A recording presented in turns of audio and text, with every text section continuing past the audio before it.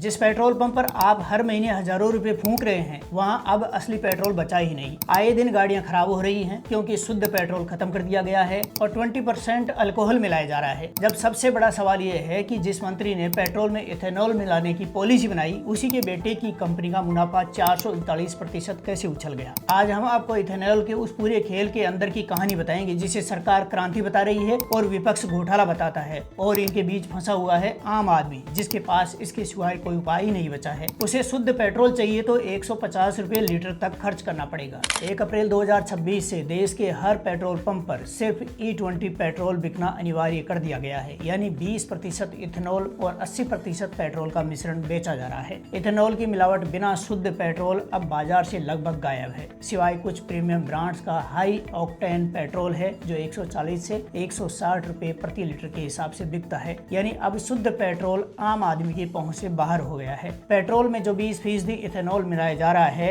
वो गन्ना, मक्का, चावल और गुड़ के सीरे से बनाया जाता है। गन्ने की पेराई कर उसका रस निकाला जाता है, उसमें यीस्ट मिलाया जाता है और यीस्ट शक्कर को तोड़कर उसे अल्कोहल और कार्बन डाइऑक्साइड में बदल दिया जाता है। इसे फर्मेंटेशन कहते हैं। फिर डिस्टिलेशन के जरिए 99.9% शुद्ध इथेनॉल तैयार होता है। 1 टन गन्ने में करीब 90 लीटर इथेनॉल निकलता है और अब तो सरकार भारतीय खाद्य निगम के पास पड़े अतिरिक्त चावल से भी इथेनॉल बनवा रही है, जिस पर सवाल उठ रहा है कि ऊंचे दाम पर खरीदा गया चावल भारी छूट पर क्यों बेचा जा रहा है। सरकार अब FCI के गोदामों में पड़ा अतिरिक्त चावल भी इसमें झोंक रही है, जिस पर सवाल खड़े हो रहे हैं कि गरीबों के हक का अनाज डिस्काउंट पर डिस्टिलरीज को क्यों दिया जा रहा है। भारत सरकार का कहना है कि इथेनॉल ब्लेंडिंग से किसानों को लगभग 1.60 लाख करोड़ रुपए की अतिरिक्त आय हुई है। इसमें केवल गन्ना किसानों को ही नहीं बल्कि मक्का और खराब अनाज उगाने वालों को भी बड़ा फायदा मिला है, क्योंकि उनके उत्पादों की मांग और बाजार मूल्य काफी बढ़ गए हैं। इथेनॉल की मांग बढ़ने से डिस्टिलरीज सीधे किसानों और चीनी मिलों से कच्चा माल खरीदती है, जिससे किसानों को समय पर भुगतान मिल रहा है। अब सवाल ये उठता है कि लोग इथेनॉल को पेट्रोल में पानी क्यों कह रहे हैं। इथेनॉल रासायनिक रूप से अल्कोहल है, पानी नहीं है,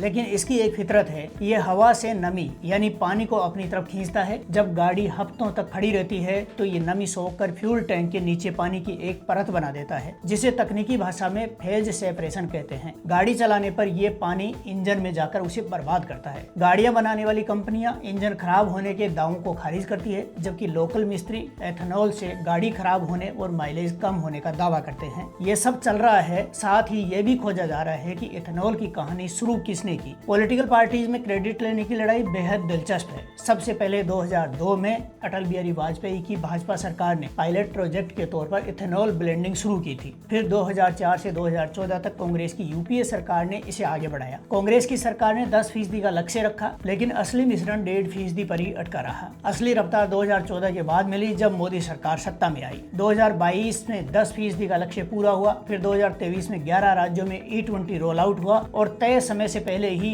20% का लक्ष्य हासिल कर लिया गया है। यानी नींव दोनों सरकारों ने रखी, लेकिन तेजी मौजूदा सरकार लाई। इसलिए जब सोशल मीडिया पर कहा जाता है कि ये पूरा क्रेडिट सिर्फ कांग्रेस का है, यही वो आधा सच और आधा झूठ है जिससे जनता को भ्रमित किया जा रहा है। केंद्र सरकार का दावा एकदम पक्का है। मोदी सरकार कहती है कि भारत अपनी जरूरत का 88% कच्चा तेल बाहर से मंगाता है। वित्त वर्ष 2025-26 में 11,20,000 करोड़ रुपए कच्चे तेल के आयात पर उड़ा दिए गए और इथेनॉल से ये निर्भरता घटेगी। 2014 से अब तक 1,44,000 करोड़ रुपए से ज्यादा की विदेशी मुद्रा बचाई जा चुकी है। 300 लाख टन कच्चे तेल के बराबर आयात रिप्लेस हो चुका है। अब सरकार E22, E25, E30 तक जाने की तैयारी में है। हालांकि साफ कहा गया है कि पुराने वाहनों को देखते हुए E20 से ऊपर की ब्लेंडिंग जल्दबाजी में सबके लिए अनिवार्य नहीं की जाएगी। अब आते हैं इस कहानी के सबसे विवादित किरदार पर, यानी केंद्रीय यातायात मंत्री नितिन गडकरी की कहानी पर, जो बरसों से मंचों से चिल्ला चिल्ला कर कह रहे हैं कि इथेनॉल से पेट्रोल सस्ता होगा, गाड़ियों को कोई नुकसान नहीं होगा। लेकिन हकीकत में पेट्रोल सस्ता तो नहीं हुआ, बल्कि दाम ऊंचे ही बने रहे। हाल ही में नवाबार्ड टाइम्स के मंच से गडकरी ने आलोचकों को खुली चुनौती दी कि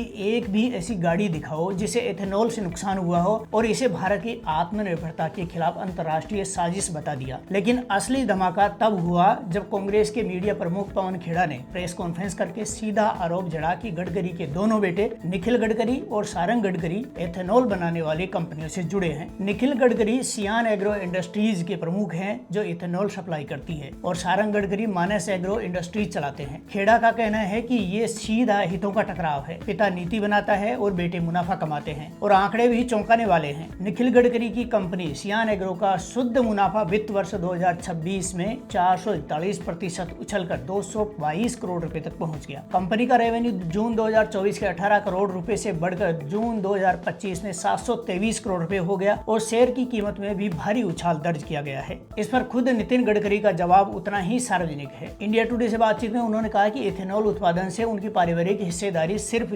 0.07% है। इतनी छोटी हिस्सेदारी से कोई बड़ा निजी फायदा नहीं हो सकता है। उनका कहना है कि परिवार का चीनी कारोबार इथेनॉल नीति आने से भी पहले का है और इन आरोपों को उन्होंने साजिश और झूठा प्रचार करार दिया। एक और मंच से उन्होंने कहा कि 550 कंपनियों में उनके बेटे की कंपनी का योगदान सिर्फ 0.07% है। यानी दोनों पक्षों के दावे सार्वजनिक रिकॉर्ड में मौजूद हैं। एक तरफ हितों के टकराव का आरोप है, दूसरी तरफ हिस्सेदारी नगण्य होने की सफाई है। फैसला खुद दर्शक करने को तैयार बैठे हैं। अब किसानों की बात करें तो सरकार कहती है कि गन्ना, मक्का और चावल जैसी फसलों की मांग बढ़ने से किसानों को एक स्थायी बाजार मिला है। खासकर उत्तर प्रदेश और बिहार में मक्का किसानों को अतिरिक्त आय हुई है। गन्ना किसानों को भुगतान भी जल्दी मिलने लगा है। लेकिन आलोचक कहते हैं कि असली मुनाफा बड़ी डिस्टिलरीज कंपनियों की जेब में जा रहा है और किसानों से सस्ते दाम पर फसल खरीदी जा रही है। वाहन चालकों के लिए सबसे बड़ी बहस का मुद्दा है। सरकार और ऑटोमोटिव रिसर्च एसोसिएशन कहती है कि E20 से इंजन को कोई नुकसान नहीं, वारंटी और इंश्योरेंस पर कोई असर नहीं, माइलेज में बड़ी गिरावट नहीं आती है। लेकिन खुद नीति आयोग की रिपोर्ट मानती है कि कैलिब्रेटेड गाड़ियों में 1 से 2% माइलेज गिर सकता है और लोकल सर्विस के सर्वे में कुछ लोगों ने 20% तक माइलेज गिरने की शिकायत की है। सबसे बुरा हाल उन गाड़ियों का है जो 2011 के बाद और 2023 से पहले बनी थी, क्योंकि E20 के लिए बनी गाड़ियां असल में अप्रैल 2023 के बाद ही आनी शुरू हुई हैं और अब पुराने वाहन मालिकों के पास कोई विकल्प नहीं बचा, क्योंकि शुद्ध पेट्रोल गायब हो चुका है। दुनिया में देखें तो भारत अकेला नहीं है जहां पेट्रोल में इथेनॉल मिलाया जा रहा है। ब्राजील और अमेरिका मिलकर दुनिया के 87% इथेनॉल उत्पादन को कंट्रोल करते हैं। ब्राजील में 70 के दशक के तेल संकट के बाद गन्ने से इथेनॉल बनाना शुरू हुआ था। आज वहाँ 80% से ज्यादा नई कारें फ्लेक्स फ्यूल वाली हैं, जो पेट्रोल और इथेनॉल दोनों पर चल सकती है। वहाँ 27% ब्लेंडिंग पहले से अनिवार्य है। अमेरिका मक्के से इथेनॉल बनाता है, लेकिन वहाँ आम इस्तेमाल 10% वाला E10 ही है।